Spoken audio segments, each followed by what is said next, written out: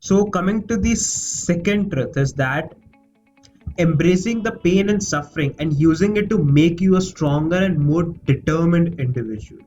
So what's the context of that?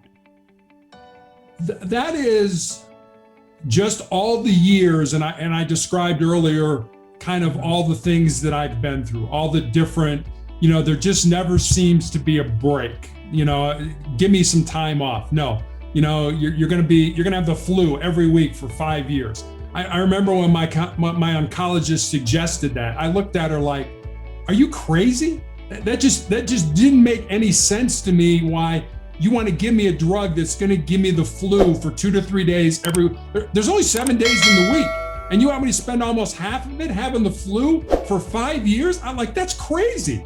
But yeah, I guess I'm crazy because I ended up doing it. So, there was that. And then as soon as that stopped, there was the foot amputation, and then the surgeries, and then the leg amputation, and then the tumor. It just keeps going, and all that pain piles on.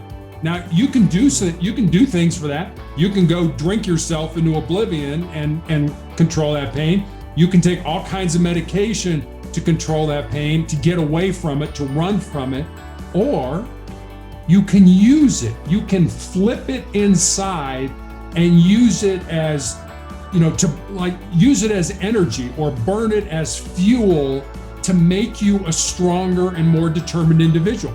Every time you stand up to pain, every time you stand up to a bully, every time you stand up to something that scares you or that you're afraid of, it makes you stronger. It gives you more tools in your toolbox to handle whatever life throws at you. So that was we all want to run from pain. We want to get away from it. What I'm suggesting is just the opposite. Flip it inside you and use it to make you tougher, to make you stronger, and to make you more determined. True, 100%. I also I got this idea. Please tell me if I'm right with this or not.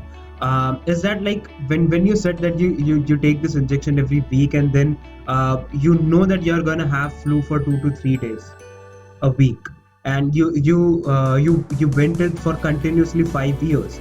So now when you said that how to use it, it struck to my mind is that when you know that okay, I'm gonna be suffering with flu for 2 to 3 days every week. So whenever I'm taking injection, I know that okay, my 2 to 3 days are gonna be like this. So now I don't have to worry that okay, now I have to take this medication to suppress the flu. Will this work? Will this not work? Will this do right? Will this not do right? If I'm not taking the medication, medication, what will happen? What will not happen? All those turmoil of thoughts just goes away, because and you have accepted, okay, this is my reality and now I need to face it. Once you accepted the reality that okay, now I'm going to face it, automatically you take responsibility of it. And when you take the responsibility of it, instead of worrying about this, that, your brain starts thinking about solution. Okay, now I know I'm going to have flu for 2 to 3 days. How will I plan my days? I will plan my days accordingly. I'll plan my week accordingly. And then next week, same round, repeat. So that's how I think we can tell that that's how you used this flu, this injection in all those 5 years. Yeah, I think you're right. I mean, in a lot of ways, it was a battle. I wasn't going to let it win. I have to win today. But for me, sometimes today, for winning the day, was winning this 5 minutes. There were days where I was so sick that all I could do was take a load of laundry, and put it in the washing machine to kind of help my wife out. And that was winning the day. So it's small victories. It's just like anything. You have a huge problem in front of you. If you break that problem down into smaller parts, it's much easier to solve than if you look at that huge problem and say, I've got to solve this all in one big fell swoop. No, you don't. Break it down. Break it down into things that you can handle. And there were some days where, just getting out of bed was winning the day for me. And I would go to the table, my wife would be like, just come to the table and sit with us. I'd eat a piece of broccoli and I'd get sick and have to go throw up. I mean, that was as good as I could do. So yeah, don't make it a big, this huge problem in front of you. Break that problem down into kind of bite-sized chunks that you can handle and you can digest easily. True, and I want to relate it to fitness so that people can get it more easily. For example, if you want to reduce your weight, that's your ultimate goal, and that is your big chunk of goal.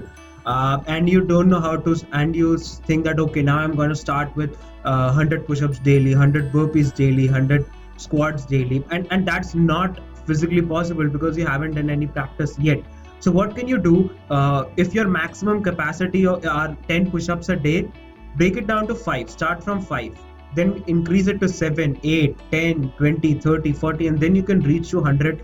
And by the time you reach 100, you already have lost a good percentage of your weight, so that you can think you are achieving your goal by every day completing your targets, by increasing your stamina, by reducing your weight. You can now physically track yourself that okay, I'm achieving my goal.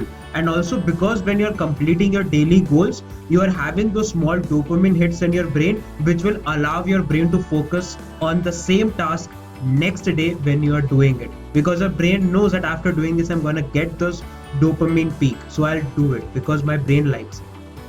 Yeah, I mean, think about getting 1% better every day. If you get 1%, just 1% better every day, at the end of a month, you're 30% better than when you started. So don't think about I want to get 30% better.